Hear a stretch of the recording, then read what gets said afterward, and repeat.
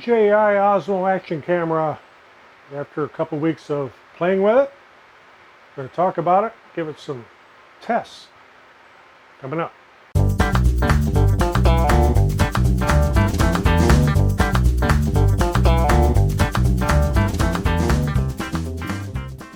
I'm Roger, welcome to the shop, and I'm going to talk about the DJI OSMO action camera here.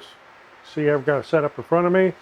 It's on a little PGY Tech tripod. I've got the Movo external microphone on it, the dead cat, sitting in a small rig cage. And yes, I have the adapter here for the external microphone. So what have I learned after a couple weeks here? Well, I did do a video here a while back on how it works under extremely low light. By extremely low light, I mean at night. It was dark, and I was out at our campground, and I shot some video there to see how it would do. A couple other things I've learned, and one of them is actually common sense, and I knew better. The microphone on here, whether you would have a Rode or this Movo or some other brand, this is what they call a shotgun microphone. It's cardioid pattern. That means it picks up most of the audio, or it picks up all the audio, I should say, from the front. Well, one of the things I was doing quite a bit while I was shooting and doing things without thinking was I was like this, and I was talking to it. Well, the problem with the cardioid microphone, because of the pattern that it picks up very little from behind. So then in post, I would have to try to crank that up to compensate for having the microphone the wrong direction. Duh, I knew better, because I've used shotgun mics before. Of course, I didn't do it once, I did it a lot, because I hadn't used a shotgun mic in a while. I'm used to the wireless lapel mics like I have on here now.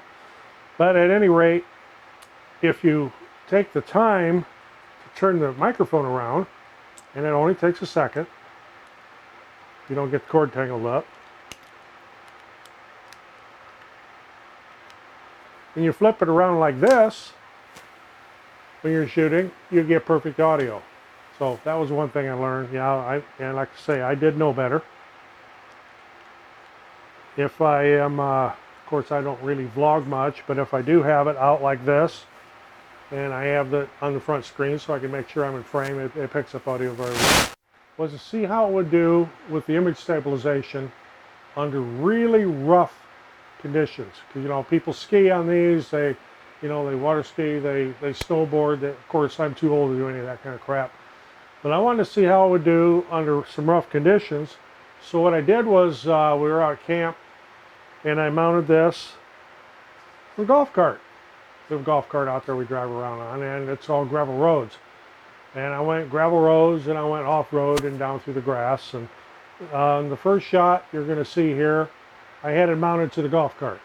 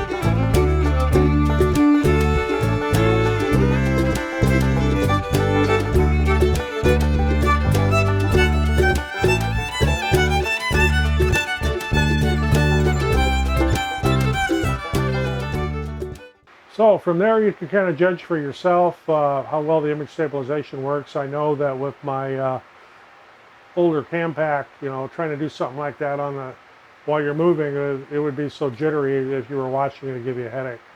But that's another thing I learned.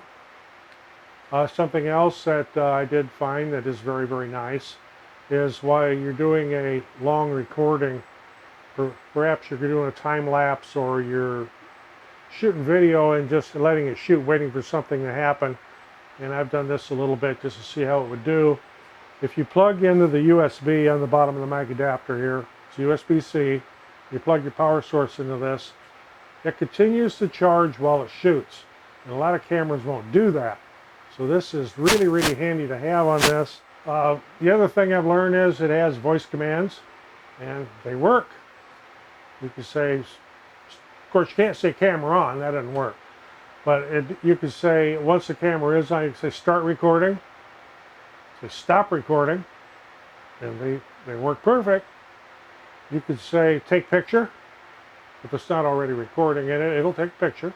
It's just fine. You can say shut down, and it'll shut down. So all that works just fine.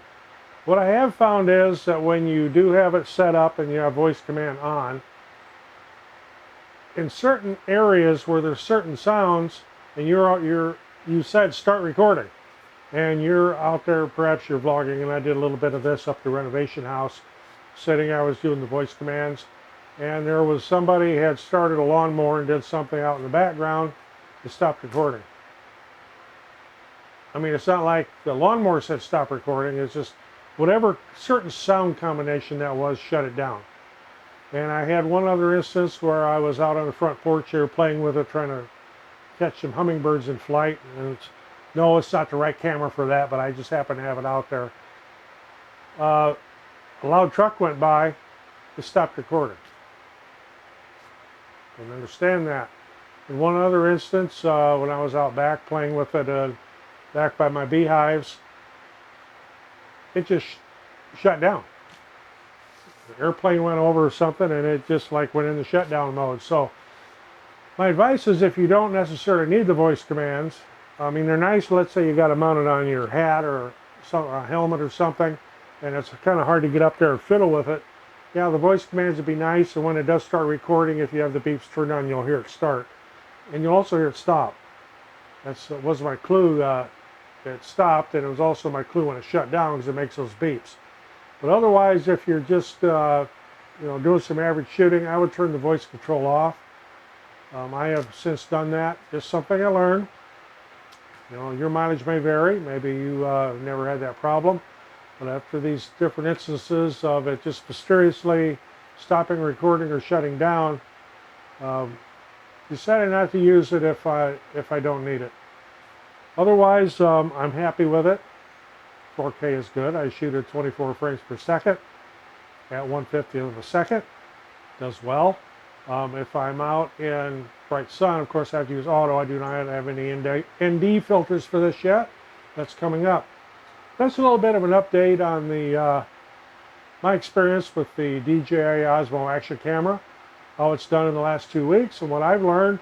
And of course that duh thing, if you have a shotgun mic on there, don't have a point forward if you're behind it talking, because that doesn't work.